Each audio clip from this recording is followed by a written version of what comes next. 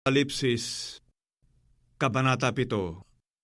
At pagkatapos nito ay nakita ko ang apat na anghel na nakatayo sa apat na sulok ng lupa, na pinipigil ang apat na hangin ng lupa upang huwag humihip ang hangin sa lupa o sa dagat man o sa anumang punong kahoy.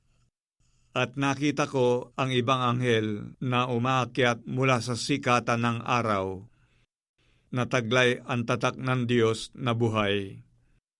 At siya'y sumigaw ng tinig na malakas sa apat na anghel na pinagkaloobang maipahamak ang lupa at ang dagat, na nagsasabi, "Huwag ninyong ipahamak ang lupa, kahit ang dagat, kahit ang mga punong kahoy, hanggang sa aming matatakan sa kanilang mga noo ang mga alipin ng ating Diyos."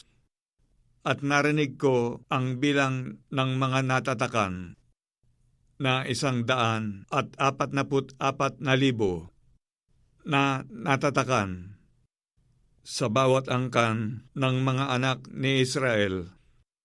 Sa angkan ni Huda ay 12,000 ang tinatakan. Sa angkan ni Ruben ay 12,000. Sa angkan ni Gad ay 12,000. Sa angkan ni Aser ay 12,000. Sa angkan ni Neptali ay 12,000. Sa angkan ni Manases ay 12,000. Sa angkan ni Simeon ay 12,000. Sa angkan ni Levi ay 12,000. Sa angkan ni Isakar ay 12,000. Sa angkan ni Sabulon ay 12,000. Sa angkan ni Jose ay 12,000. Sa angkan ni Benjamin ay 12,000 ang tinatakan. Pagkatapos ng mga bagay na ito ay tumingin ako, at narito ang isang lubhang karamihan na di mabilang ng sinuman, na mula sa bawat bansa at lahat ng mga angkan at mga bayan at mga wika, na nakatayo sa harapan ng luklukan at sa harapan ng kordero, na nangadaramtan ng mapuputing damit, at may mga palma sa kanilang mga kamay, at nagsisigawan ng tinig na malakas, na nangagsasabi, "Ang pagliligtas ay sumaaming Diyos na nakaupo sa luklukan at sa kordero, at ang lahat ng mga anghel ay nangakatayo sa palibot ng luklukan at ng matatanda at ng apat na nilalang na buhay, at sila'y nangagpatirapa sa harapan ng luklukan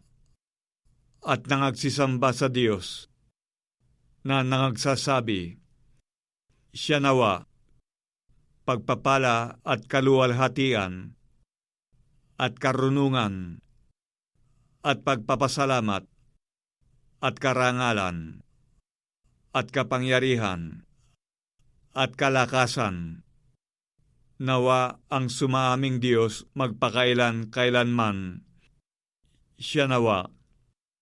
At sumagot ang isa sa matatanda na nagsasabi sa akin, "Ang mga ito na nangadaramtan ng mapuputing damit ay sino-sino at saan nagsipanggaling?"